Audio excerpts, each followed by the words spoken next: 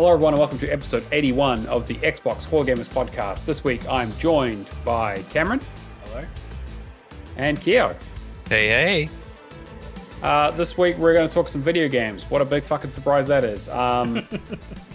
But mostly, I really want to talk about this Redfall report that just came out today. There's some really interesting, there's some tea being spilled, as it were. That was an interesting read. Yeah, yeah. I was worried we weren't going to have enough to talk about this week, but thanks, Jason Schreier. You hit the nail on the head. Yeah. But as always, we do the show live on Twitch. You can come say hi. Xbox Hall of Gamers is the place to see us. Come hang out in the chat, ask questions, shit post, usual stuff. We don't have any questions this week, I don't believe. I think okay, like Logic Dad, Isaac, where are you? He's taking a week off. It's fine. You know, he works hard in the question minds for us. Yeah. I swear, if I go listen to the latest episode of the Xbox Cast and I hear a question, I'm going to be very, very upset. Yeah, exactly. But you could be like David in the chat here, talking about sausages, and Mr. Mad Rockatansky, our good friend, who's come to say hi, which is nice. Missed him. Hope you're doing, mate. Mr. Most gorgeous person in the Discord. Yes, best looking person on Discord. Yeah, that's 100% true. And there's a question in here from Peony Sunshine. Why do you not get good at games? This is a very good question. Unfortunately, I don't think we have enough time to cover that this week, but we'll put that one in the backlog because I feel like that's a whole philosophical thing that we need to get into. Good is subjective. Yeah. Like it takes a very long time to get good at one game. I see three fine gentlemen on this podcast that all engaged or married or are getting married soon. Mm-hmm. And I place all our blame on our partners. Yeah, that's fair. I can understand that. Yeah, sure. Like if I was even less social than I am now, I would be better at video games. This is true. I put my Switch upstairs for an excuse to go up early to bed. And be like, all right, well, I'll have something to do in bed if I'm not tired, whatever, because I haven't been sleeping lately. And man. I'm like, oh, well, I'm not even making it to the Switch. For a bunch of fake gamer guys on this podcast, unfortunately. Yeah. But I guess we could probably get into what we've been playing then. Speaking of us being bad at video games, Cameron, do you want to go first? So you're saying that the rec is the perfect description to how I play video games? Yeah, sure. Yeah, absolutely. Yeah, right. or the kind of shit that you recommend. Yeah. Okay, so wow, that's just amazing. To be fair, it does actually sound pretty good, but I am curious to hear. All right, straight off the bat, I'm just gonna say I finished Floppy Nights off from last week. Those puzzle challenges are probably the best part of the game, but they widely overextend the game. Yep, 100% agree. Saying that the challenge mode, like I just used a video guide at the same time for some of the levels. Oh, okay, yeah. And some of them just mimic the exact same cards that you dealt, so they're like very easy to follow through. So the two other games that I've really played this week was Hoa, which is the Games of Gold for the end of last month, which when Charlotte was on the podcast, she went through like in detail like how beautiful this game was. Very Studio Ghibli kind of art style. Very short, like an hour half, maybe 2 hours. Oh, really? Okay, I didn't realize it was that short. Yeah, okay. Okay. The one good thing with Games of Gold the last 2 months, there've been games that haven't been in Game Pass. Yeah. And games that are like incredibly short. So I did Star Wars Racer, which you can use the cheat menu, which is I think like 30 minutes to an hour. Hoa's a quick 1 to 2 hour. There is a 0G achievement, which is for not getting hit by the robots. Yep. But you can redo the last level. I know that's the one Charlotte had trouble with because it was really glitchy when the game first came out and there was some bullshit around it. The last level's really interesting because essentially each part of the game, like you go through and then you unlock your double jump, you unlock like moving cubes, that kind of stuff. When you get to the last level in the game, it takes every single mechanic and like flips it on its head. So there might be you might be going like upside down and your controls are reversed and it just gets really confusing, like you're pulling off platforming, that kind of stuff. It's really interesting. But it does get to the point that the last section of it, you trying to jump at angles against the the robots without getting hit, it's a little bit finicky. Right. I got it on my third try. It's not that bad, but I can understand players that might have issues with like that kind of control. Might not be able to get that zero G achievement, but it was really nice. I was really surprised. Welsh has got a pretty good guide for it, other than the zero G achievement. But it's very easy just to go through and like it's just optimizing your path essentially, following a guide. The other one I wanted to talk about, which is the Wreck, is a visual novel about a French woman that goes to visit her mother in hospital. And then as she has discussions with her sister, she keeps on replaying the same scene with the car accident. But each time you go to the car accident, it adds on a little bit of information, and it has those kind of. I'm trying to think of the best comparison for it, but like, it's essentially Life is Strange as a visual novel. Remember Me would probably, it sounds a bit Remember like. Me. Yeah, I was thinking of Yeah. Remember Me. Yeah, Yeah. right. Yeah. But the mementos, you basically go in, they trigger your memories, and then how it works is you're essentially left or right triggering to rewind or fast forward through these memories to press words, trigger dialogue choices, and then go on further from that. I used, is it Knef guides? Yep. Yeah. So I used that. That was pretty straightforward, just as a text guide. I went in this, like, I'm just like, oh, cool, it's a visual novel. I don't know how long this is. I went in relatively blind. Saw the guide, 4 to 5 hours. All right, cool. I'll knock it out in a night. Man, you know how, like, Life is Strange, Chapter 3, like...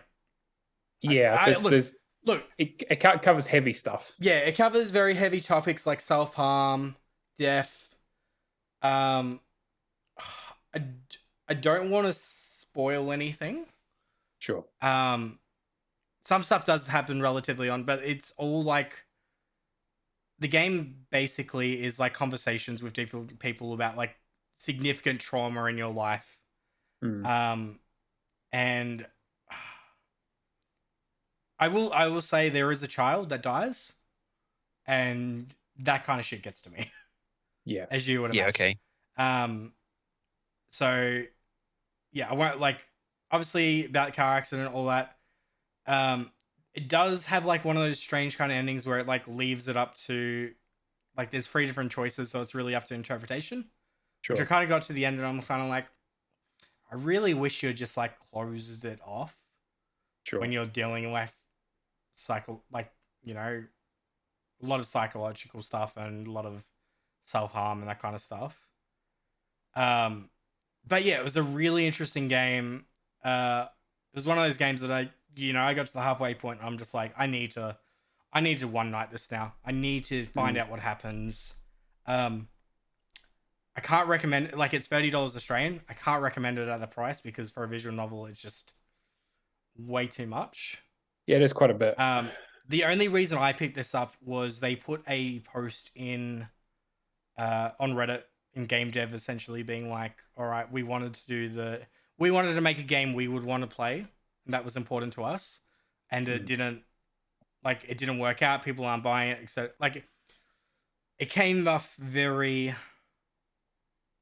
like, what was me? Yeah, right. Yeah, okay. And I'm like, all right, cool. I want to play this and see where you came from. It's very artsy. Yeah, right. I would honestly think this would be the kind of game that Annapurna would publish. Sure, I was going to say this sounds like an Annapurna Game Pass game. Yeah. But yeah. All right. And then the only other one I started playing 2 others yesterday. Sorry. I played one yesterday, which is Vernal Edge, which is a 2D side-scroller Metroidvania. I'm doing it the first time through on Vicious Mode, which is the only difficulty-related achievement in the game. It took me like 2 hours to get past the first mini-boss. Okay, right. It's one of those I'm games. kind of like, I don't know if I'm going to make it through this. It's just, I've gotten to the point now where the Metroidvania aspect is more so annoying me than it, like, Sure. There's no clear path. The mechanic's pretty good though. Like the combat is like fluid. Feels very like it feels fun to play, but it's just the enemies have an insane amount of HP, and then you Mm, get hit 3 times, then you're dead, essentially on right. vicious. And then the other one is Xbox Cast is doing their back to your backlog at the moment. So Yep. I messaged all three hosts today, being like, "All right, cool, pick something out of my backlog that I wouldn't immediately think of, and yeah, I'll do it." So Kyle and Lee are obviously playing Diablo 4, so I didn't get a message from them. Yeah, no, and you won't for at least another 80 hours. Yep. Yep. Hmm. But Simone got back to me with the wonderful suggestion of Monkey Pirates. Oh my God. Okay. Can you remember Monkey Pirates? Vaguely, yeah. I don't even know anything about that game, So, so so Monkey Pirates is a game that didn't release in Australia. It must have been back in the stage where I was like Yeah. region hopping to buy ah, indies overseas. Essentially, what it is a couch co-op kind of uh, like party game essentially. So 1 to 4 players. You have little monkey pirate ships that can shoot cannons and that. You have different game types, and you have a challenge mode. Went through Mm, today, got the challenges done pretty easily. Like it's like that kind of like second miss it kind of challenge mode the first few times. But yeah, managed to get it all done in an hour. Now it's essentially just playing the game passively by loading up a level, letting the timer run out, getting a point, and then getting 50 wins in each of the game modes. yep. Um, it's like I could see this being a fun couch co-op game. So I was like, all right, I'm gonna look up the studio and see what else they made. And yeah, this was the only title. Yep. yeah, That's okay. it. Yeah, Hmm. I can't imagine as such, but I was like, oh, it'd be really interesting to see if they've made like more Switch party games, and yeah, no, not the kind of thing. But yeah, that's me for the week. Not too bad. Kiera, what about you? Yeah, well, it's been another light on week for me, especially on Xbox. When I've jumped on, I've pretty much just been doing some more Trials of the Blood Dragon. I'm down to one. I've got all A grade in each level, and all I need to do is one more. It's the final level at A plus range, Hmm. and then that'll be done, and I could just go back and clean up the last couple of things with that. So nice and easy, but holy crap, some of those like there's one level in particular, it's level 25, is just one of the Japanese levels is just ridiculous. So it looks really, really nice when you're playing. If you're watching somebody play it, the levels look really good, but just playing the levels, it's just not fun. Yeah, right. Yeah. So, but yeah, no, so that's been a bit of a slog for me. But one thing else I started today actually, which I hadn't brought up anywhere, was that I saw some friends playing Halo Wars 2.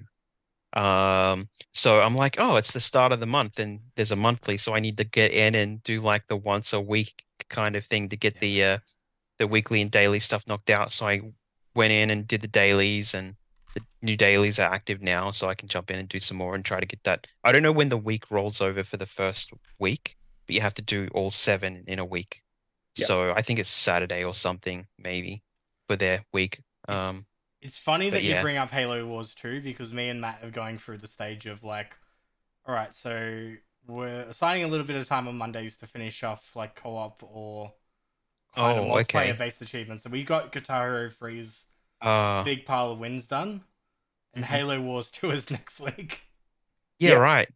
Yeah, okay, cool. Well, I mean, I will be playing it if you need an extra body for some other mode that you haven't got an Is it? achievement for or whatever. It's So, only 2 player, isn't it? I think it's on 2 player for the um, co-op Yeah. campaign at yeah, least. for the Yeah. co-op campaign, yeah, I'm at this stage where like one of my weeklies was do 6 Team Blitz levels and you need 4 people or whatever.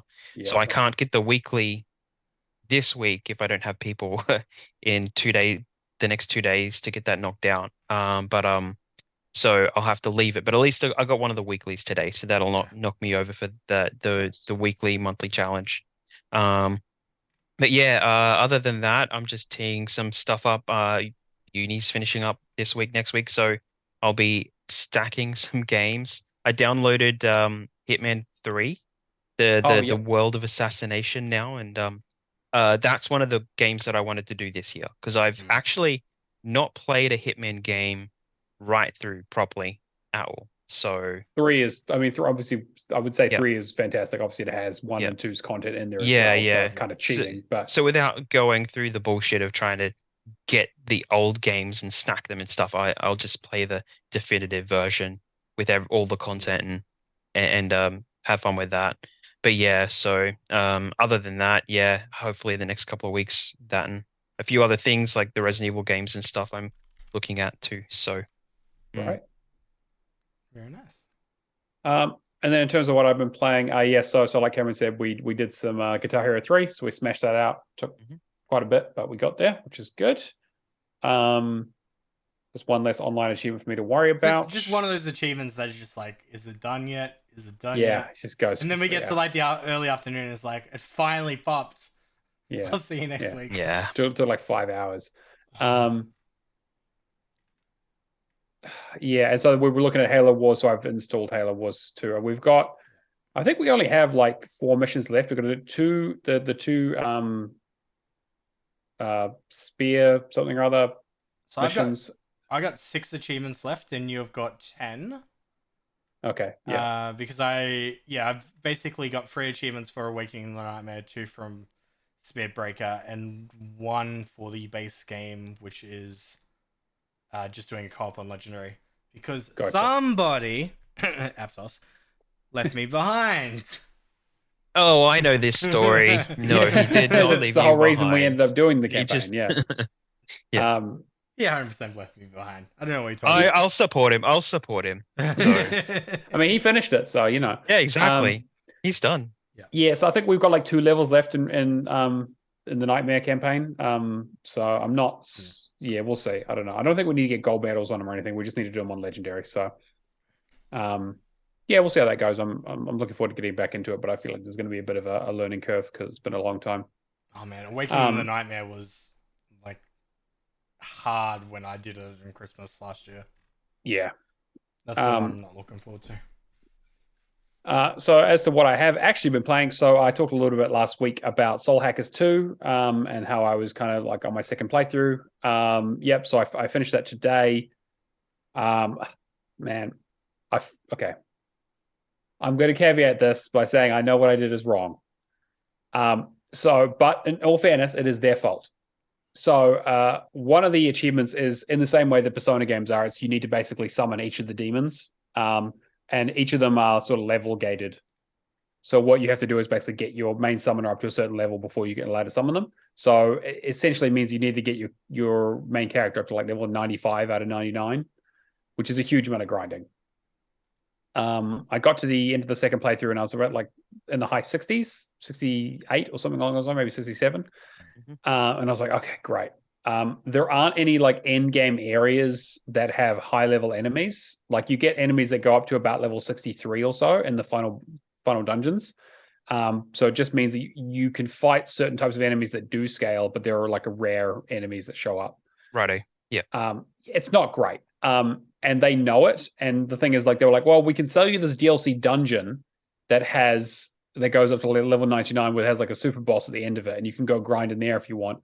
Or even more scummy, they're like, hey, we have this thing that essentially allows you to, every time you do a battle, we'll give you a thing that levels you up by 1 level. And also gives you like extra money, and also you can level up your demons. It's going to cost you like $5.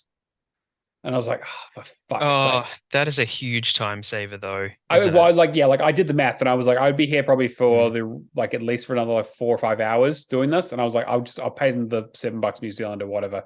But it's a real scummy because they obviously made the game with that in mind, right? They were like, we're going to make the grind at the end of the game so ridiculously slow that people are going to feel like they have to buy this thing.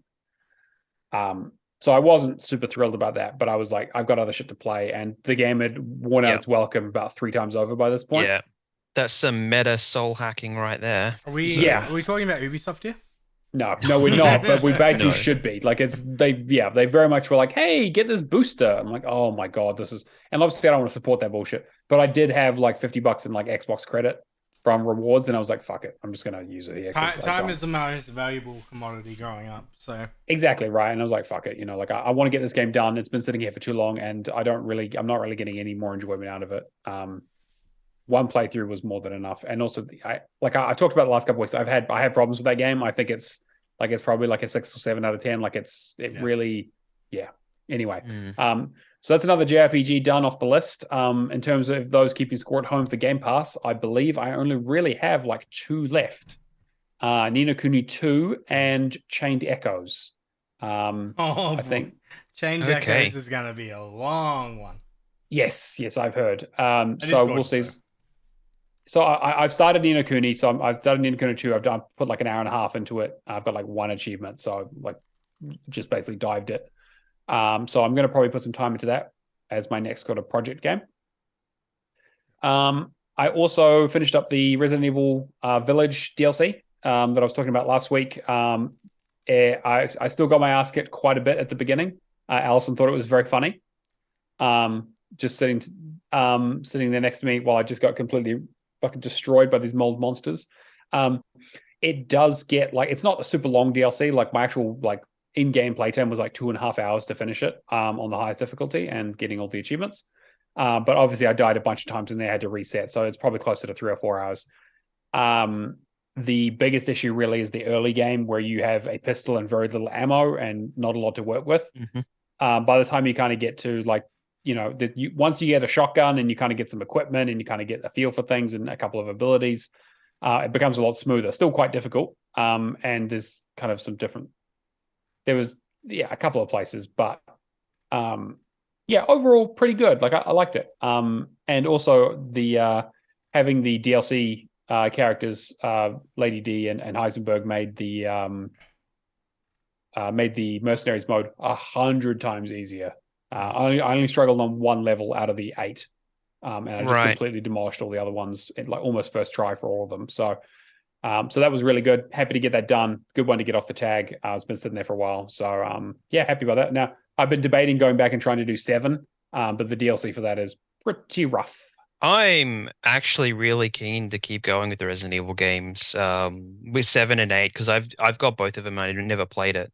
And like I said last week that I started the VR one, which I did a stream for a couple of days ago, and I really like the way that they do the puzzles in that, where you kind of have you've got you going around with Ethan, and then you've got the video recordings. You go into the VHS, you play that, but you see something in the level that that you're gonna have to go get, but they don't tell you that you have to go back and get it. You're like, oh, I have to go find that now. So it's really, really nice. Yeah, so, I really enjoyed 7 when I played it. The DLC is really the only part that I'm kind of like I really struggle with. And like to be fair, there's a lot of DLC for 7. Some of it good, some of it not so good. I've got like 1, 2, 3, 4, maybe like 5 or 6 achievements left to go for it. And like I should go back to it and just do it, but I know that it will be like pulling my hair out. But I really enjoyed both 7 and 8. And I've been considering picking up 4 as well. Obviously, people are saying Game of the Year contender, so I probably will try and play it before the end of the year. Okay. Man, I keep forgetting that came out this year as well. Yeah, there's so many good games that are coming out this year. It's a good, and that actually transitions us nicely into what's probably my Game of the Year contender at the moment. Is Jedi Survivor. So I picked that up this week and I finished it today. I rinsed it. I've been up till 3 a.m. playing it. I've been just like super laser focused on it. Having said that, I have only been able to play the story while Allison's been here because she didn't want me to ruin it. So I didn't get through I probably would have got through it a little bit quicker, but See, this is why we're not good at games, because of it's true. partners. Yeah, that's got to be it, right? It's a fantastic game. Like it does have some little technical hitches and that kind of stuff. I had to run it on performance mode. If you don't run it on performance mode, it ran like absolute shit. Yeah. So I would say that I'm more interested in frame rate than anything else. So that's fine for me. They have patched it quite a bit. It did crash for me a couple of times, had a couple of bugs. It wasn't like unplayable by any means, but it was it was a little jankier than I was hoping. It sucks because I kind of feel like how it was at launch is gonna hold it back from being Game of the Year. I would agree. Only I would. because so many other games have, like, Dead Space has been amazing, Resident Evil 4 has been amazing. Yeah. Obviously you got like Tears of the Kingdom's gonna get it, Yes, for sure. but yeah. Thank you, David. Yeah, it's. I mean, okay. I like Fallen Order was probably like I think it was close to my game of the year. I think it was in my top 3 for that year. Again, it's been a while. But they've essentially done it again for the most part. It is more of the same. It is essentially the Gears of War 2 to Gears of War 1 in terms of like, hey, we took this thing and we added some stuff and we made it bigger and we made it like more bombastic and like wider and stuff, but we kept pretty much all the core things the same. The only thing with that is that like some of the problems that I kind of wish they'd ironed out, they just kind of kept. Yeah, that was a big problem, wasn't it? So yeah, and like it's fine for the most part, you know. Like I didn't have any. I mean, I was playing through on like easy and just because I was just there for I'm there for the story. I'm a huge Star Wars nerd, and also this game has the best achievement names this year. I don't care what anyone says; they're fucking great. There's one for throwing someone into a laser beam, and you get an achievement called "This is Canon." And then there's one where you put on, because again there's a lot of customizability. You can put on like a headband and you can like fight a training dummy, and if you hit it you get an achievement called Cobra Cal. It's just like it's all just memes. There's one for like riding creatures for a certain period of time, and it just says this is not pod racing. It's like it's just memes on memes on memes. There's so many of them. Han Solo. Yeah, exactly. Han Solo is it's a great example. There's one called like "Look at Me Now," for if you change up all your customization options. Like they have the best achievement names this year. I gotta say. Yeah, there's so many good ones. They also have a lot of memes in game as well. There is I can't spoil it, but there are some really funny things that they kind of don't like. They kind of take quasi seriously and don't really point the joke out. But like if you understand, you're like this is the funniest shit I've ever seen in my entire life. If you're a Star Wars nerd. Yeah, but even then, like if you played the first game in particular, there's a lot of references to the first game, obviously. Story wise, I think it's good. It's a little bit meandering. I'm trying to think about again, like I'm going to compare it a lot to the first game because that's kind of the thing it's closest to. So again, they do the really cool thing of the classic thing of Metroidvania where it's like you play like Metroid Prime 1 and then you get into the second game and they take all your abilities away from you and you're like, oh no, this game's like, no, you're still a Jedi. It's been 5 years. You can still like do your flips. You can still pull guys, push guys, throw your lightsaber. You can use 2 lightsabers. You can use double-ended lightsaber. And then there's 2 extra new forms in there that I don't want to spoil for people. I mean, you've probably seen them if you've seen previews, but the fifth style is the one that I used exclusively just about. It was so cool. And yeah, it's more of the same. The story is it is a little bit of like, feels like a retreading the first game a little bit. So you have one main planet that you're on. And then you like go to the moon of that planet for like a sort of like base level. You go to another planet that's kind of like a smaller area. It's like medium size. So you have like a main planet, a medium planet, and then a couple of like smaller planets in between, like that are like 1 to 2 hour long, kind of like mostly corridors, relatively linear with a little bit of side stuff. I mean, like in terms of content and like expanse and just like space wise, it's probably still bigger than Fallen Order, but Fallen Order had maybe a little bit more variety in it. And like I don't know if it just comes down to the fact that there's no snow level in this game and there was in the first game, and I kind of feel like I'm missing something. I feel like there should have been like maybe just one more planet, probably would have evened it out a little bit. Story wise, it's a lot of like, hey, I've discovered this thing. I need to get the gang back together because it's been 5 years. Your crew is split up, and you basically got to go, okay, well, I need to get the gang back together because I've got a crazy thing that I want to do, and I need their help. And so it's you kind of going to these planets and like seeing what's happened in the last 5 years. Also having like there's some flashback stuff around like what maybe made them split up in the first place. I was kind of hoping for a little bit more of that, but I kind of feel like they leave it to open to interpretation. I don't know if that's like, oh, they've got a book that they want to put out about that bit, or they want to do more DLC or something, or if they just left it open on purpose. But I was kind of like, guys, like I get that you like we want to do the time jump, but like I need a bit more like to figure out what the fuck happened. No, they Anyway, want to do a TV show. or some shit. Yeah, I mean, like it is just mocapped, right? So they can bring the actors in to just do Di- shit. Yeah, Disney could easily do a TV show. Sure, like I could definitely see that. But I had a great time working with this. Like it was really like, they got the quality of life stuff down for the most part. But I feel like some of the new stuff doesn't really add a lot. Like the riding creatures, there's only really like 2 creatures that you like ride in the game, and they don't really add much to the game. The areas are definitely bigger. Like the main planet has like 6 or 7 different biomes that you go in. It just keeps getting bigger and bigger and bigger in that kind of Elden Ring way. But a lot of it is just kind of empty space without all that kind of interesting stuff. There are a lot of like side stuff and a lot of things to discover. There's a lot of collectibles, but most of them are like useful. Either they give you like some story stuff, or they give you like an actual material benefit. You don't have to collect them all to get all the achievements. There's only like one type of collectible you have to get all 100 of, and you'll get most of those just playing through.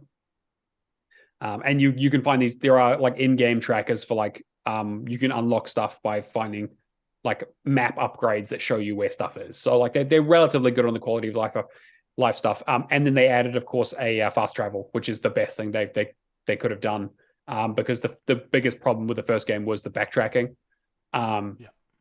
So like the fact that they made the worlds bigger but also easier to get around is really, really good. So David brings up a really good point in the chat. How many handlebar mustaches and mullet hairdos did you unlock? I got like so many. I got the mullet because there's an achievement for the mullet one called Roadhouse for putting on the mullet, and then with one of the forms, when you do like a running attack, you do like a jump kick, 2-footed jump kick. It's great. I got so many great hairstyles and stuff. Just one designer's job to do that for like the entire development. Yeah, I will spoil a little bit of like a side. It's not a story thing; it's a side questy thing. But if you played the first game, there is an area that you go into, like like you go to get a collectible, and then like the floor drops out, and you fall into a pit, and you have to fight a boss. And the boss is named after something in the first game, and when you beat him, you get the poncho from the first game in pink. Which is just, it's like obviously like they're just taking the piss the whole time. And there's like, again, heaps of jokes about that kind of stuff. There's a poncho joke in there. Like again, it's great for Star Wars people. You obviously need to really have played the first one to really appreciate it. It story-wise didn't really take off. Like the first act is like, hey, meeting everyone again, and the second act is kind of like, okay, we've discovered that we need to find these MacGuffins. Go and search for these 3 MacGuffins. It's very similar to the first game. And then the third act is where shit fucking happens. And I was like, I got to the end of the second act, and I was like, oh, okay, we're kind of just ramping down towards the end of the game. Now this is kind of going to be like the big hurrah. There might be some sort of thing. And then I was like, oh no, we're not done. We are not done. Okay, good. Because the third act is fucking fantastic. I know I'm talking a lot about this game, but it is really like this is up there in terms of the stuff I played this year. This might be a weird question, but how does it feel as a respawn game? I was actually talking about this with Allison, because there's a part, again, they do the really nice thing. Again, it's more of the same with the first game, but they've just kind of made it better. Like there are shortcuts everywhere in terms of like you get to an area and they're like, hey, shortcut back. You don't have to do that. You don't have to do that platforming puzzle again. Like, well, you've got a zip line, you've got a teleport, you've got a lift. Cool. And on the moon, basically it's one big corridor for the most part. And so when you get to the end of it, it's like, okay, hey, we need to get back to the ship. Okay, cool. You have a grappling hook, you've got a dash, and you got to like all this other shit. Like, hey, you're going to wall run, you're going to jump, you're going to like, it's so Titanfall. Like it was really Titanfall of just like zip, zap, jump, double jump. And just like kind of just that really beautiful frenetic movement that just feels so good. And you just cross the map in like 30 seconds. How was the pacing for the first 2 acts then, if everything ramped up at the end? That was, again, that's kind of my problem, is that like it kind of felt a bit meandering in the first pace. I was kind of like, I don't really have the first act ends on like, oh, this is really interesting. Cool. Like this is the setup. They're like, okay, cool. You find something. Just again, the clue is in the title that's been in the preview. There's the back to tank with the person in it. And that's all in the preview shots. Like you find that person, and then that kicks off the second act of like, okay, cool. We now need to go hunt for these things. And so the game sort of harkens back to the High Republic, which is the Republic that fell in Star Wars, kind of like their golden age, which was about 200 years ago. And so it's like it talks a lot about that stuff, which is the stuff that like Disney is doing a lot of content for at the moment. Like a lot of their shows and stuff are going to be focused in that area, looking at their books. So they're trying to tie it together a little bit. Yeah. So you're like finding like 200-year-old relics and all that kind of stuff, and like finding old Jedi temples and things like that. And so like it's kind of like tracing trying to trace the journeys of like Jedi before you to kind of just discover stuff. And it's like interesting, but it's also like, because it doesn't actually really matter because you're like looking at the past, it kind of, like it doesn't really come to fruition until like right at the end of the second act, where it's like, you have the big bad and the face off and all that kind of stuff. David asks about the difficulty. Like I think the difficulty is really, really good. It's relatively adjustable. I mean, I was playing on like easy, so I was like, I've just ripping my way through it, and real no issues at all. Because I'm there for a fun time, not a hard time. But yeah, like I think that like it this exactly the same as the first one. It's like, hey, you got like parry timing, you've got how much damage you do, how much damage the enemies do. Like there's quite a bit of accessibility stuff in there, which is quite nice. So David, it's not KOTOR, because KOTOR is the old Republic, which is like 10,000 years in the past. This is like High Republic, which is the Republic that you see in like the prequels, and it's like before its big decline into everyone dying and the Empire. No, he's just testing your knowledge now. He's making you nerd out I on could the talk Star about Star Wars. Wars for a long fucking time. I know. I mean, let me put it this way. I finished watching Mandalorian. I finished watching Book of Boba Fett and Mandalorian season 3. I started this game up, and then when I'm going to the gym, I'm listening to the Thrawn audiobook. Like I'm fucking Star Wars in right now. He's Disney's key demographic. Yeah, exactly. Yeah, 100%. My only other real issue with the game is the combat, unfortunately. Again, it's not just because I was playing on easy, right? Like I did try it on other difficulties, but it doesn't have quite as much like weight to it. Like like the first game was like a Sekiro light kind of thing. It's more of that, where it's like, again, it's more about parrying and timing, but a lot of the enemies like have the real shitty thing of like, if they're doing a charge attack and you move out of the way, they will turn their attack to hit you. So it kind of feels like it feels like it's missing something. It feels like a little bit too floaty. And of course, there's the problem of like, hey, you're wielding a lightsaber, you should be cutting through shit in like one hit. Yeah. For droid, a lot of the reviews like commented on like the lightsabers. Like, it's like, how do you balance that with game design though? Exactly. Yeah, you basically have to make it like Bushido blade, like one hit kill everything and that kind of stuff, and it doesn't really work. So like, I get it. It's a real hard issue. Playing on story does make you feel like an absolute fucking badass though, because you can like one shot a lot of stuff and just be like, bam, zap. They just need to Metal Gear Revengeance that shit. Yeah, they kind of do. Like something. Like, I feel like it could be like a lot tighter. In the same way that it's like the part of the reason Sekiro works so well is because like the combat system is the system, right? There isn't a huge amount in terms of like traversal and all the other stuff. There is a little bit, but like this game is a mix. It's like half platformer, half combat. And like for the most part, it works. Like I never had an issue with it, but it just kind of felt like I was like, okay, like it could have like really. I was hoping for a bit more like a bit more gravitas, a bit anyway. It's a great game though. I'm like it's like a 9, like an 8.5 or a 9 for me. Like it has those minor issues, a little bit of quality of life stuff that could have been improved, a little bit of technical, a little bit of fighting stuff, and story is kind of like story's good but not amazing. But everything else around it is just like I had an amazing time playing it and I just could not put it down. It is really good to hear like a positive take on it though. Yeah. So because there's so much negative stuff in the air on it. So yeah, and like they have ironed out a lot of the technical issues, and I'm not going to forgive them for having those at launch, right? Like that's not the kind of thing I want to support, and that's why I waited a little bit to play it. But I didn't really have any technical issues for the most part. I did have a couple of crashes, which were unfortunate, but yeah, otherwise it was pretty solid. David asked in chat, what's the highest difficulty you need to get the achievements? You can play the whole game on story, just like the first game. So they don't gate any of that stuff. They want you to go through and have the experience at the level that you want to do it at. If you want to master Jedi it, I mean, good fucking luck. But and some of the fights are really good. Like they get the cinematic stuff down really fucking good, especially towards the end of the game where the fights really ramp up. I really want to do a spoiler cast at some stage with some Star Wars people about this. So we'll see who's around in the community.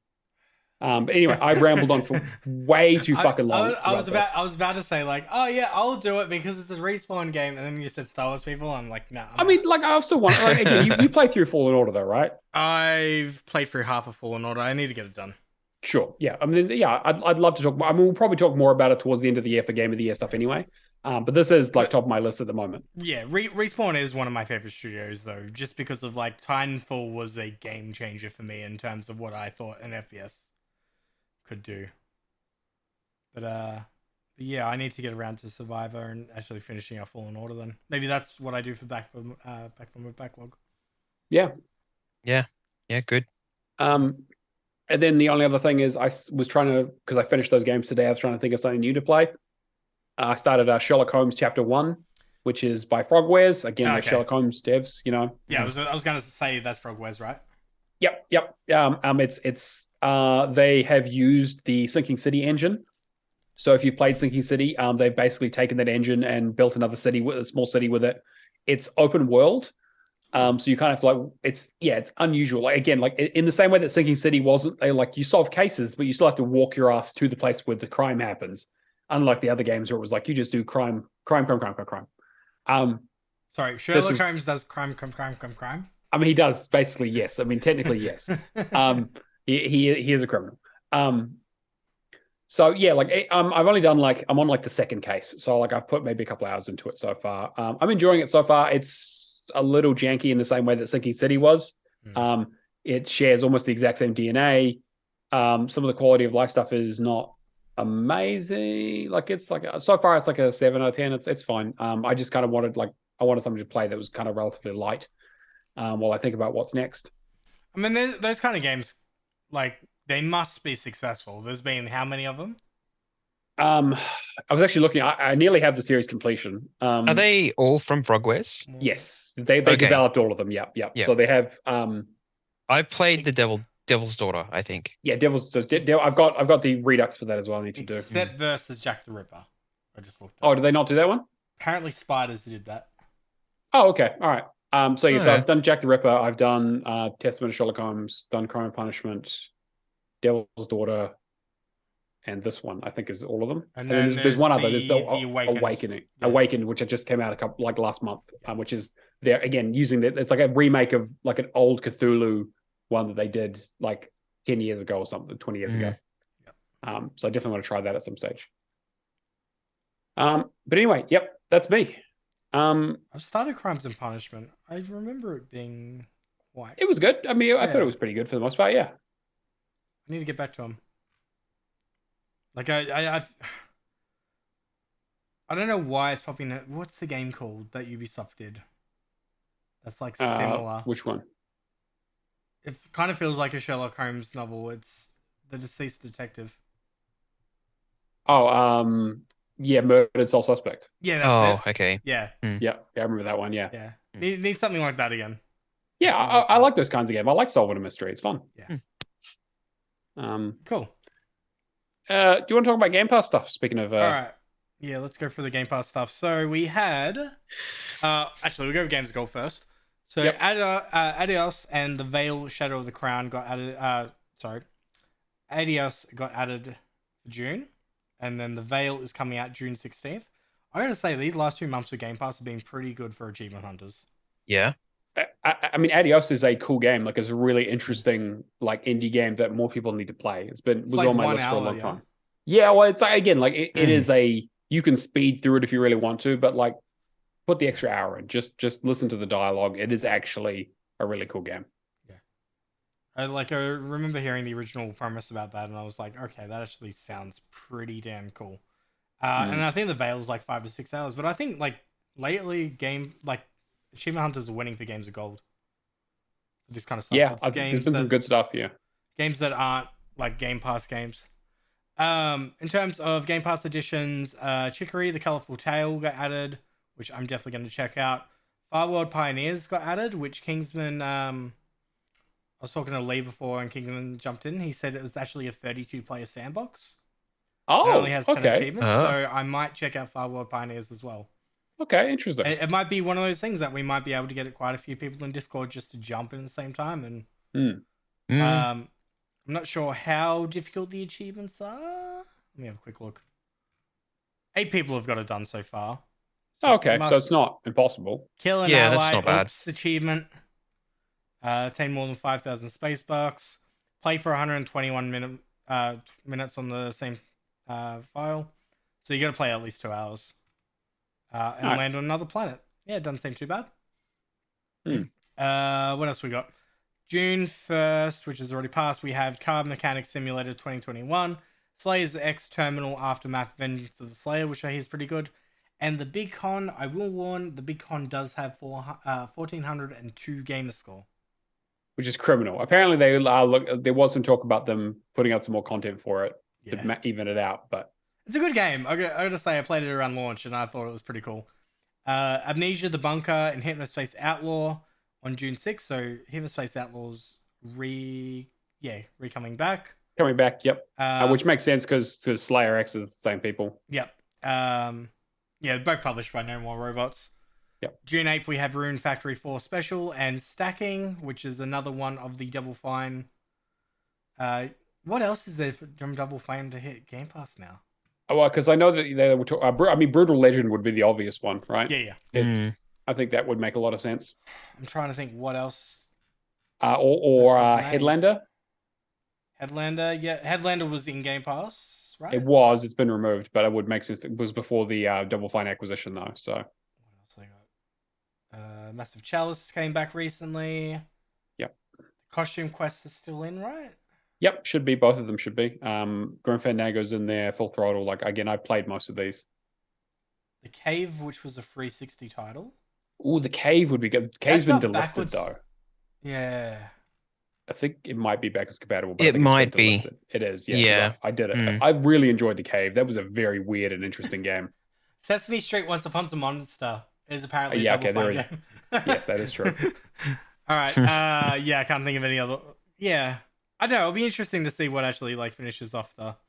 Maybe Double Fine surprise us next week, and we just get a AA game dropped into Game Pass. Maybe it would make a lot of sense. They do hey, do another Psychonauts, or they do exactly, or something, or they. Hell, if they do a Psychonauts remake, that would be. Man. They did hint at it when the second one got made, because they have the engine, they have the assets, they have the characters, they got the voices, if anything needs a remake, it's like a Banjo-Kazooie remake to me. Yeah, well, if anything needs a remake, unfortunately, it's Psychonauts. I love that original game. It controls absolute shit. It is a really hard to play. And if they can balance out the fucking meat circus at the end of the game, I might actually finish it. Yes. I'll be interested to see what they do. Psychonauts 2 was last year. Yeah, they haven't announced what they've been working on for the last year, right? 2 years, I think. 2 years. 2 years ago. Jeez. I think so. Anyway, yeah, 2021. Yeah. Yep. Cool. Yeah. Wouldn't. Okay, that makes sense. Yep. I'm gonna butcher this. Dordong then. Yeah, I'm not sure about this. Yeah. Yeah, I don't know. I don't know anything about this game, to be honest, other than it's getting neither. published by Focus. So that's June 13th, and then the following titles will be Game Pass on June 15th. Bridge Constructor Portal, Chorus, which I picked up today for $10. Thanks, EB. Maneater, which I would definitely recommend out of the games that are there. You'll just have to buy the DLC. Mortal Shell, Serious Sam 4, and Total War 3 Kingdoms. You do Serious Sam 4 as well. Easy. Serious Sam 4 is it's got a stack, so you can do both versions of it. It's really simple. It has an unlimited ammo mode, and you can play it on the easiest difficulty. You can just storm your way through that game. It is so simple. That's good to know. I might actually look at that this week. Even if you just do the console version. Yeah, Maneater's a recommendation. Maneater is really good. Maneater is pretty good. I feel like the DLC is not great, but whatever. The DLC was unnecessary, in my opinion. Bridge Constructor Portal, how long is that? It's not super long. There aren't a huge amount of levels. You do have to buy some in-game levels. You can only buy the DLC in-game, which is kind of scummy, but whatever. The only problem is that it's a physics game, so it's like you can follow a video guide and try and build it as close as it can, but sometimes it just doesn't fucking work. And so like I did not have a great time playing that game, to be honest. It definitely overstayed its welcome. It was like twice as long as it needs to be, but it is a very simple game, quote unquote. And then like David said, like Chorus is fantastic. I love That's Chorus. why I picked it up. I'm just like, oh, it's like everywhere I've seen at the moment, it's dropped it to $10. That's a perfect price for that game. I left my Game Pass lapse for June 1st because I'm kind of like, I'll wait a little while. I'll wait for a few games to come out and then I'll go back. Sure. There's nothing really like interesting me that I need to have the subscription for at the moment. Except for that last achievement in Naraka Blade Point, leaving Game Pass. Yeah, so Todd in the chat just put in some extra stuff that apparently is leaving. Oh man! So yeah, apparently we got it's all over. Among Us, Cricket 22, Generation Zero, Teenage Mutant Ninja Turtle, Shredder's Revenge, The Hunter, Call of the Wild, the Windows version, and Naraka Blade Point. Oh, that's rough. Among Us won't take too long. Cricket 22, I'm not touching with my bat. Generation Zero, I've already done. Teenage Mutant Ninja Turtle. Did you end up doing Shredder's Revenge? I'm going to do Shredder's Revenge, actually. I could definitely use some help with that. Get some people to... definitely recommend it. It's one of those games, though, that it's just a grind at the end. It's just like the leveling, just put it on a podcast. Put on games. I might make that my next game then, just because it makes sense. I really wanted to do Mortal Shell, but I just don't think I'm going to have the time.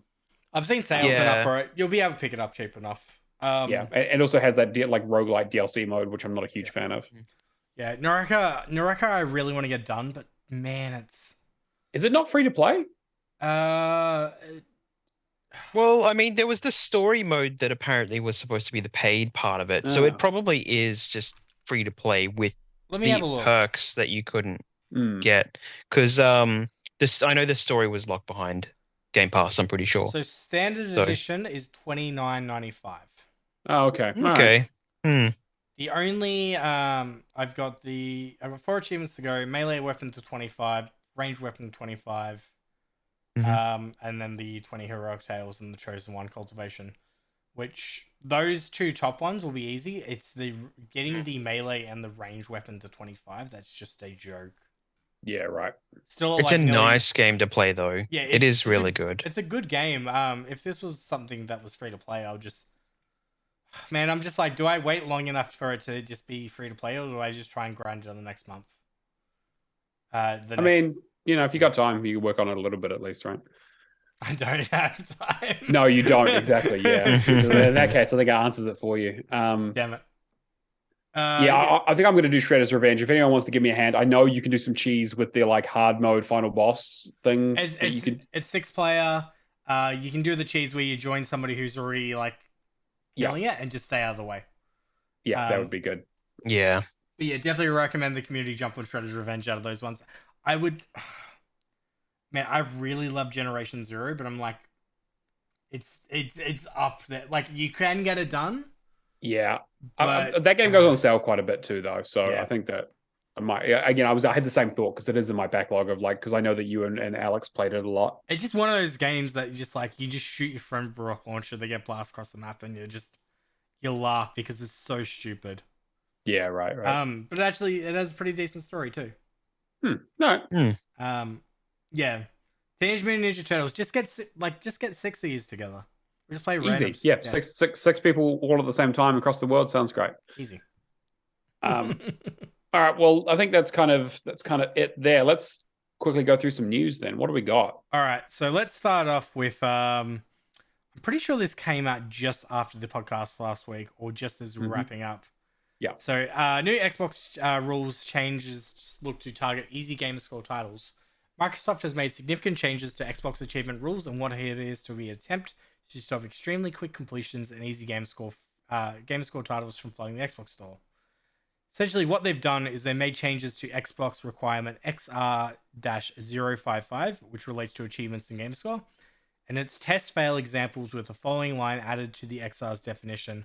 All achievements represent a thorough exploration of or engagement with game content.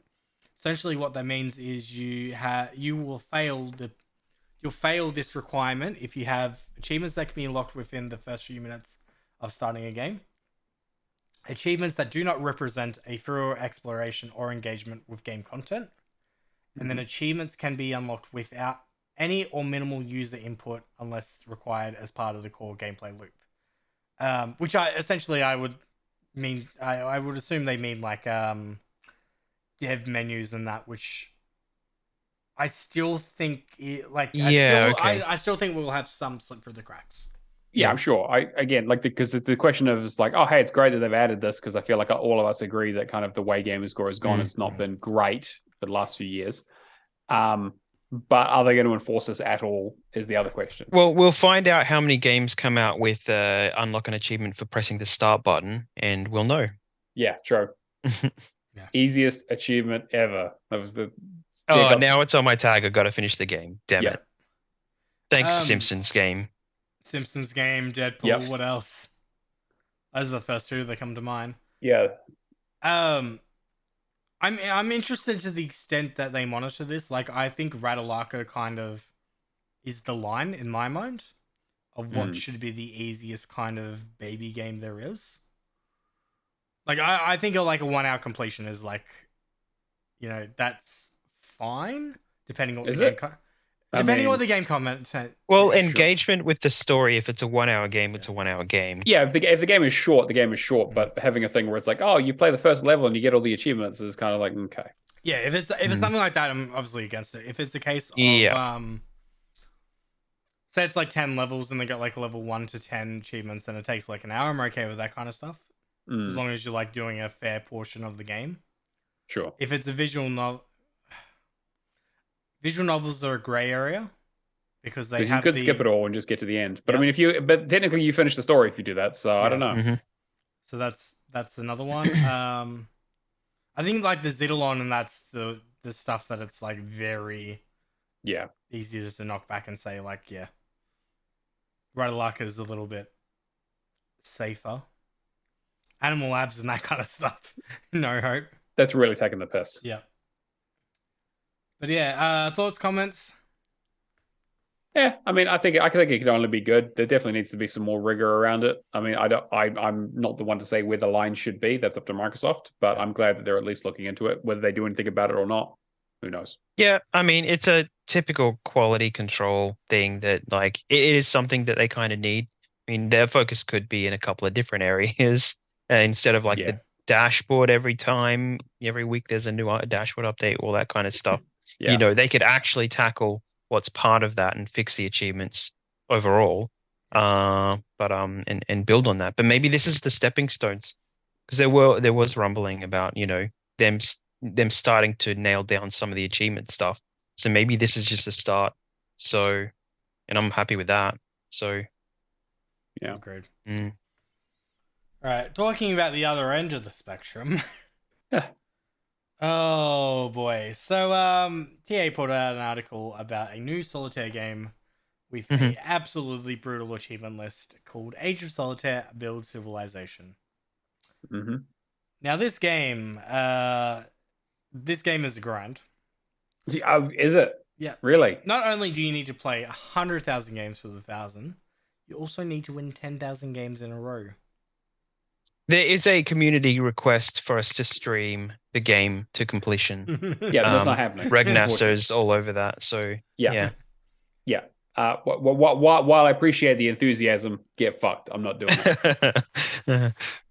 We'll take your donations for $1 for every solitaire game that I'm doing. Win in 50 seconds and then requires 10,000 hours of playtime. These have got to be placeholders, right? They can't be. This can't be real. Like, come on. I don't know. It's just like, what I imagine. One of the top comments is that that is 417 days worth of playing. Yeah, you know what? Because they don't think about these. It's just developers that don't think about these kind of achievements. They're just like, that sounds doable. Is that playing or winning? Is it 417 days of winning? Playing, I guess. So you could just leave it for a year and a half. Playtime, yeah. It gets worse every time I look at it. I can't imagine actually, it's going to be the case of it wasn't Friday the 13th. What was the other game that they all publish it? What they were developing? Chainsaw Massacre. Yeah, it's going to be a thing where the achievement list gets announced, the community just goes like pitchforks, like this is way too much, and they're like, oh yeah, they were placeholder achievements. Yeah, I mean, Doubt. Press X to doubt. I'm not playing it. That's simple as that. I mean, like Microsoft Solitaire Collection. That's the Was bad enough. no. Yeah. Like that's the upper end. I've Yes. started every version of Microsoft Solitaire, and Yeah. I've not finished it before they've delisted or moved on and made a new list. Oh So- god, yeah. I'm sure Mhm. everybody's asking Matt here to be the one to do the Age of Solitaire completion. No, You I can had get I had another enough. first. No, I'm not. I'm not doing it. Never again. Never. I'm never falling for that trap again. Oh, but Solitaire is such a great game. Mhm. No, it's Xbox exclusive. You know what? Apparently, you know what? so You know what sucks too. This is the kind of game that I would buy if it had a decent achievement list. Sure. I love Solitaire. One is the loneliest. All all right, what else we got? Yeah. So, all right, you go into the Redfall. Yeah, okay. You're gonna have fun. So, with this. so Redfall. People have been playing it a little bit. People have been panning it. Keo said that it wasn't as bad as everyone said. Firehawk also said something similar. We just had a report come out today from Jason Schreier. Jason Schreier said that Keo and Shane lied to us. Yeah. Yes, that he was like, this is the worst game they've Yes, ever made, yeah. and everyone else is a paid shell. personal friend, Actually, Yeah, yes. the other- long-term contact. The other day when I was going on Twitter, the aged Paulie tweets Yeah. account had a Angry Joe show Redfall Yeah. worst game of the year. Worst game of the year, and then Gollum came out like 2 weeks later. Exactly. Yeah. Yeah. It's amazing. So apparently, the talkers, and again, this is like we're taking. I'm not going to take this as gospel, but this is what's being reported. Was that Arkane apparently, when they got acquired by Microsoft, hoping that they would cancel or reboot Redfall entirely, basically when they came in. Unfortunately for them, Microsoft were like, "Hey, we're hands off. We'll give you some money, we'll give you some structure, but you guys build the games." And so essentially, what this boils down to, and I'll summarize it, but basically, the article says that about 70% of the developers who made Prey, their previous title, which is a fantastic fucking game that did not sell nearly enough, left during Redfall's development. So there's only 30% of the original developers there who actually made this game. And the reason they made this game was apparently because they were told that they were pitched it. It was pitched as a multiplayer Arkane game, which again, that was it. They were just some executive went multiplayer live service, and ZeniMax was like, "Hey, you need to make this broadly appealing. We need to have some microtransactions. We need to make this a live service game." They needed this to be their cash cow. And the thinking is that this happened because they knew they were going to get acquired, or they were looking to get acquired, so they wanted to have something on the books that was like, hey, a real money maker that could push that number up, as if the $7.5 billion they made wasn't enough. Kind But, of makes me but think basically- though, was 7.5 billion enough compared to Activision Blizzard? Well, I mean, to be fair, that's a different level though. Activision Blizzard is fucking insane. I still value like the Bethesda acquisition as cheap. Sure, yeah. I feel like by comparison maybe, but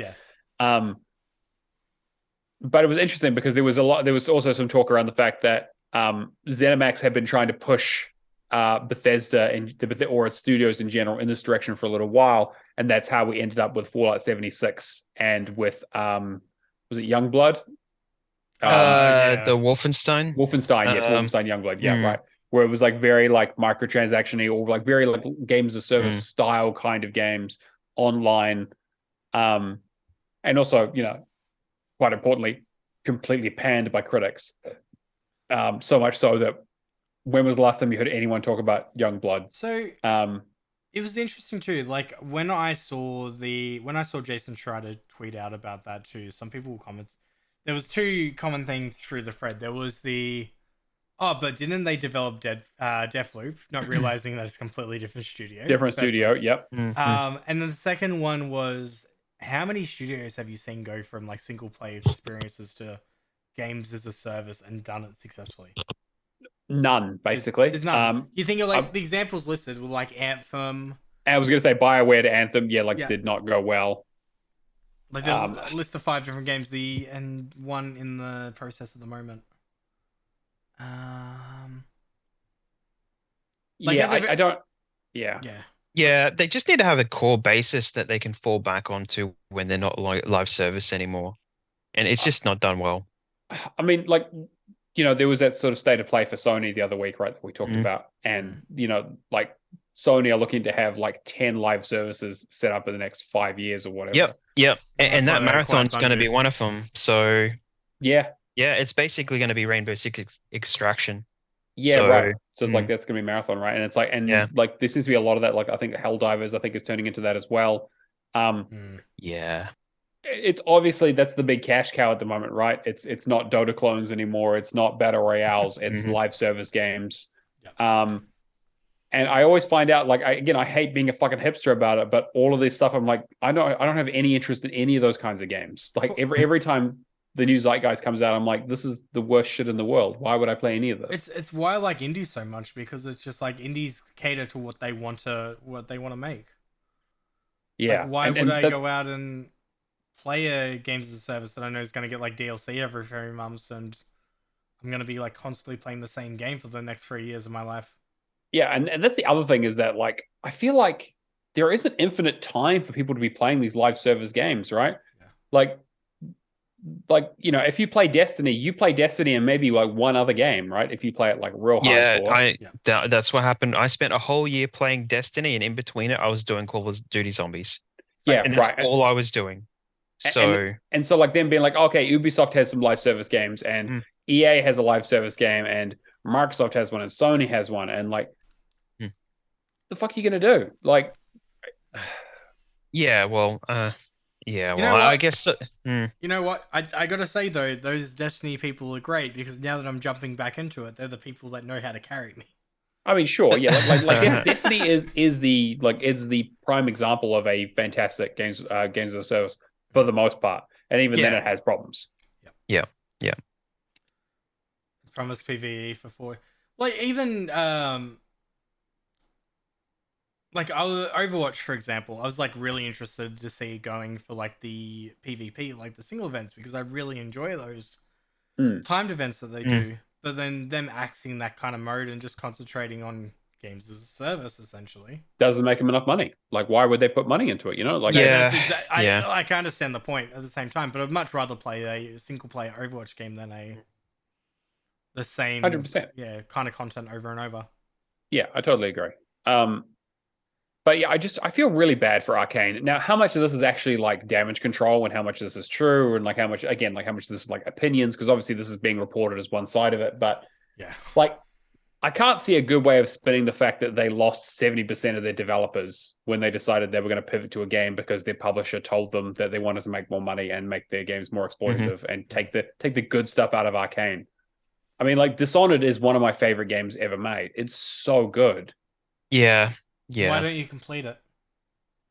Yeah. I had done all the story content for that game. Sorry, my inner Valor came out then. That's fair. That is fair, though. I do need to go back to those done more trials. Because you just know Valak's going to listen to this, and he's going to be like... He's not going to listen to this. He's going to tell you to do Jeff the Outsider, though. He does every 6 months. That's not too bad. I personal opinion from both of you. Do you see this as a Arkane problem, or do you see this as a Xbox problem? Because I know during the launch window for Redfall, a lot of this was prefaced Xbox is dishing out these lackluster games and all that.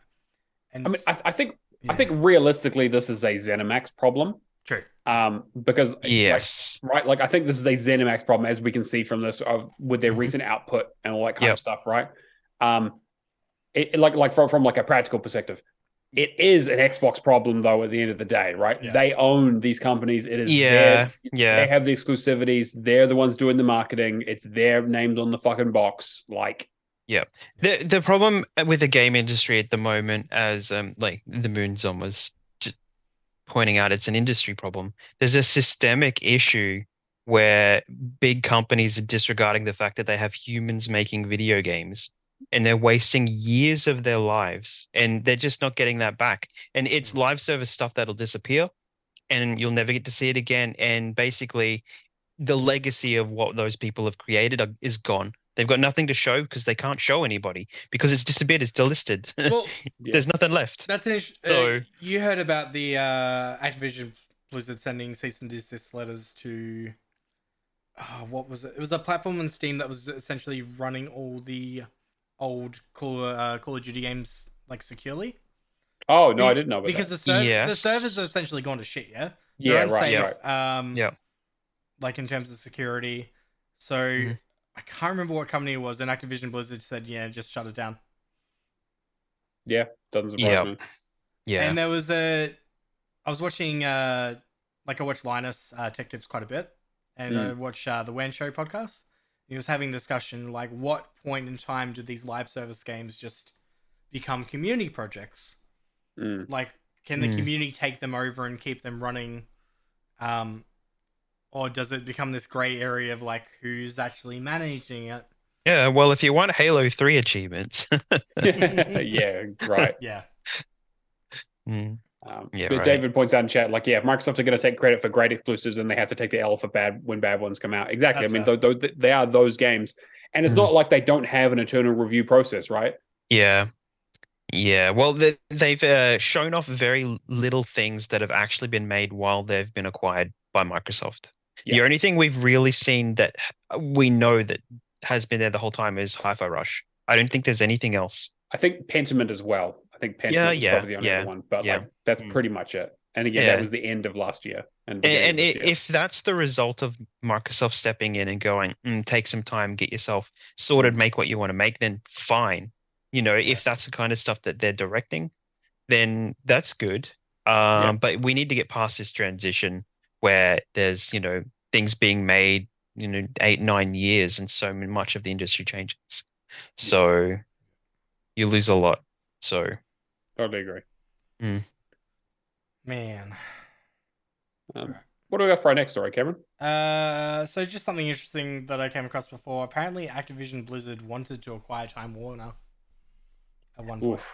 I mean, okay, yeah, it's not the strangest acquisition. yeah, it's not. So yeah, so Bobby Kotick had a interview with Variety where he said that they were ready to swoop in and make a bid for Time Warner if AT&T had been unable to complete its 85.4 billion acquisition of the media and the entertainment company.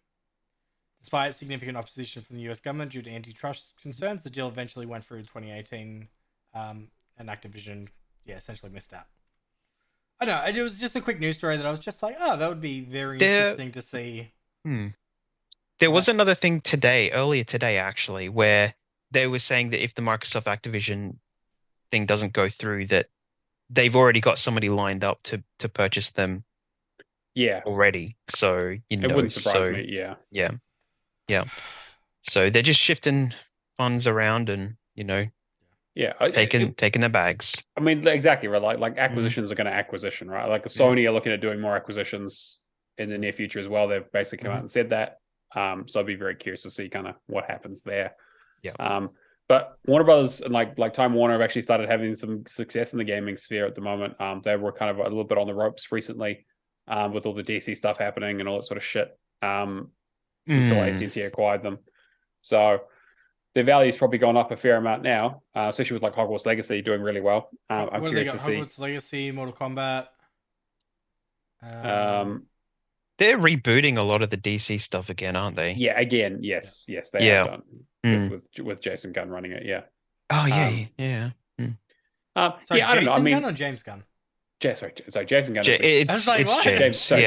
Jason Gunn. Jason Gunn is a person here in New Zealand. Yeah. And James Gunn wanted to link everything together, like the games, the movies, the shows. So I It's mean, I impossible. can't think of But it's a. possible. Never it's going to happen because that's not how that shit works.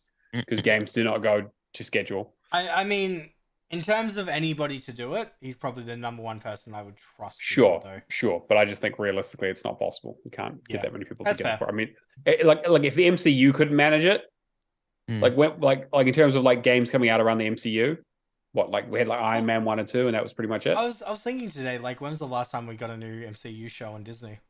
It's been a while. Yeah, well, they've Like, slowed down a lot with that. Moon Knight, yeah. You know, they could run their movies Hulk. and their TV shows Oh, for yeah, yeah. years and pump them out really, really quickly, and then 9 years down the track, just have their Marvel Avengers event in a video game at the end. Yeah. I'm suddenly having the Rise of Skywalker fucking Emperor thing in Fortnite. That was the lead in Oh, for that. dear. I love Star Wars, but fuck me, do they make it hard to enjoy. Anyway, and then what's this last story, Cameron? Okay, so the last one was essentially a teaser from the Xbox team that has led many to believe that Fable could make an appearance at the Xbox Game Show on June 11th. With Summer Games Fest kicking off next week, the Xbox Game Show and Starfield Directs are just around the corner. While Microsoft is keeping its cards close to its chest, a new Twitter post from the official Xbox team has got many thinking that Playground Games Fable could be at the Xbox Game Showcase. Obviously, this is just speculation at this moment, but like kind of glitter and all that, you know, representing I mean, pixie look, dust. It kind it of fucking like better be. Where the fuck did that game go?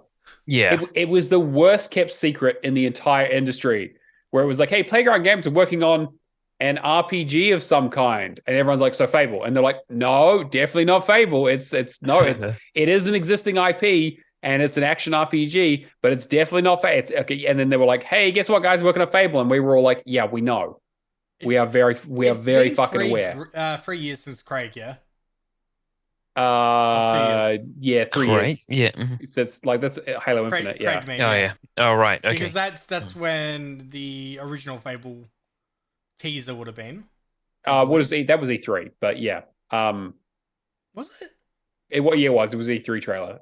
With the fairy and the thing grabbing it. And that was like the frog thing. The frog. Yeah. That was like 2020. That was like 3 years ago. Yeah, it was 3 years. Okay, yeah, cool. And that's insane that we haven't heard any. Like it took forever for it to get talked about, and then it just went radio silent. And we haven't heard anything for 3 years. So yeah, it better fucking be there. I honestly think Fable's gonna be probably mid 2024. Yeah, you're probably right. I'm thinking like this time next year. Is I don't right. like if they're showing off now. I don't think it's going to be a case of like, and it's out in September or anything like. I mean, like, look, if they do a holiday release for it, it's probably smart if they could get it because they need something for this holiday. But like, what do we got? We got Forza. We got Forza. That's they. I didn't put and Starfield. Here, but they I mean, Starfield needs the space though. I think. Yes, it does. It needs the whole end of the year. So yeah, Starfield would be big. Motorsport will obviously has its demographic. What else we got? We got like third parties like Stalker and all that still in development.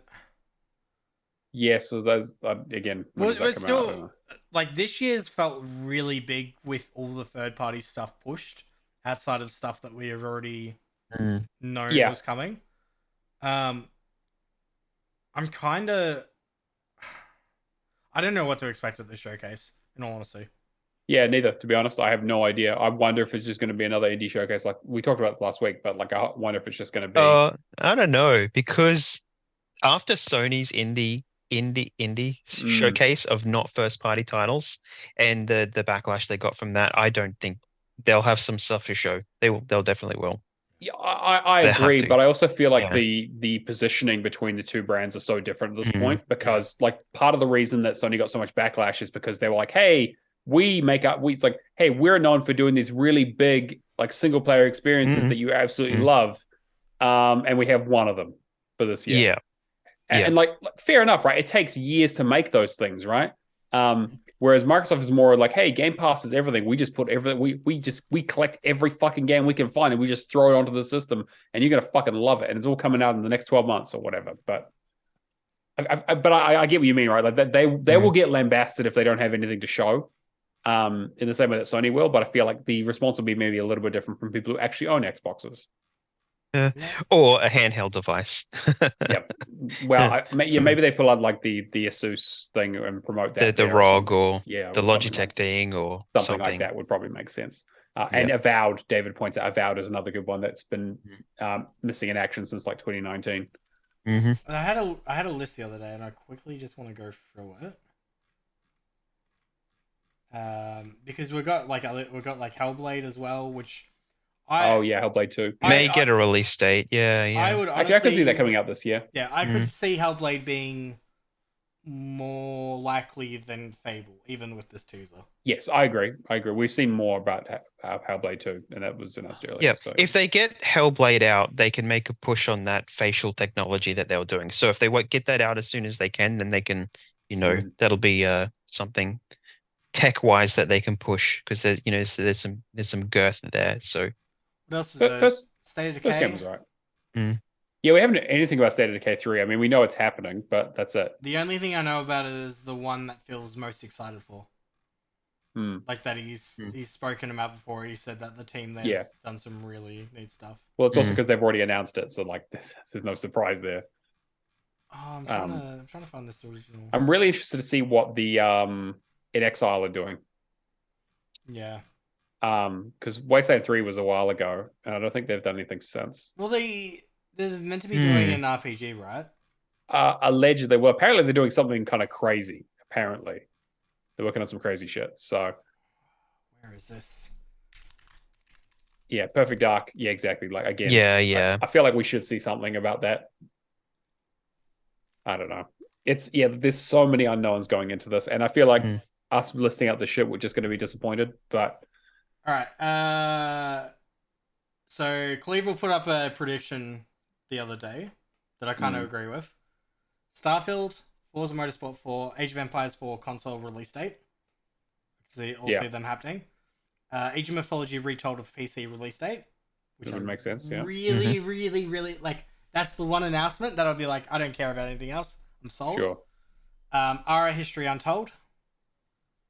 Okay. That they originally said. Hellblade 2. Halo Infinite Season 4. Sea of Thieves. Some kind of update. Yeah, we'll see that, yeah. Contraband, potentially? Oh, yeah, we might maybe see something about that, right? Because all we fucking heard was Steely Dan, and that was pretty much it. And then the games that we know nothing about: Compulsion, Double Fine, In Exile, World's Edge, or Stoic Kojima or Brass Line.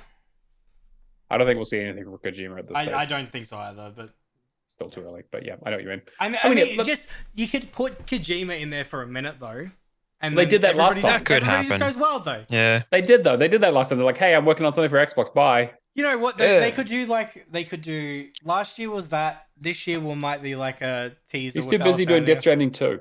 Yeah, the Kojima stuff's more of a Keeley gig. Yeah, exactly. So, agreed. And then something from Avowed, Fable, State of Decay 3, Perfect Dark, or Everwild. Perfect Dark still, I don't know. It still feels like 2025, 2026 at the earliest. Unfortunately, yeah. It'd be weird if they did something like a remake for the original Perfect Dark or something, and I can see that. I mean, like boosting those before the new game comes out. They own Rare, so they own the IP. They could do a lot. Yeah. Question: where do we sit in the camp of whether we think the Marcus Phoenix collection is real or not? Yeah, I mean, I doubt it actually. Well, no, actually, no. It probably does exist, but Coalition won't be the ones working on it. Obviously, they're working on Gear 6. It would be really hard to make that a collection, I think. Yeah, because the games, I mean, are they going to have all the games, or are they going to have 1 to 3? And then what about probably. Judgment? Had nothing to do with Marcus. Like they probably just won't. They'll just pretend Judgment didn't happen. Yeah, exactly. So one's already been done because one's got the remaster. They'll just upscale it, or do something like that. So realistically, you're doing 2, 3, and Judgment. Yeah, I can see it. Yeah, it'd be good if there was just like a side story from one of the other characters from the Tactics game, Yeah, I can do something different. So who worked on the Tactics game? Can you remember?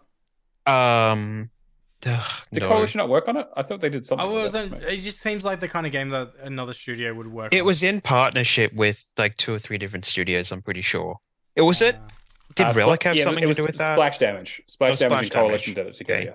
Yeah. Yeah, There okay. you go. Like Gears Pop. Which are like splash damage would probably be the obvious ones to help work on Phoenix Collection because they helped with Master Chief Collection. So, and they are basically a support studio at this stage because Brink didn't do very well for them years ago. So, anyway, yeah, I feel like I'm just pissing into the wind because I just have I have no idea. Like I have no real there's nothing I can be like definitely going to show this, definitely not going to show that because I just feel like every last couple of years of just everything's been thrown out the window. And with how badly Redfall is done and how much they're going to be banking on Starfield, and with Starfield having its own section, like we just ignore that because that's obviously going to be there. They've got a whole thing for it. What else are they going to show there, and what can they show? Yeah.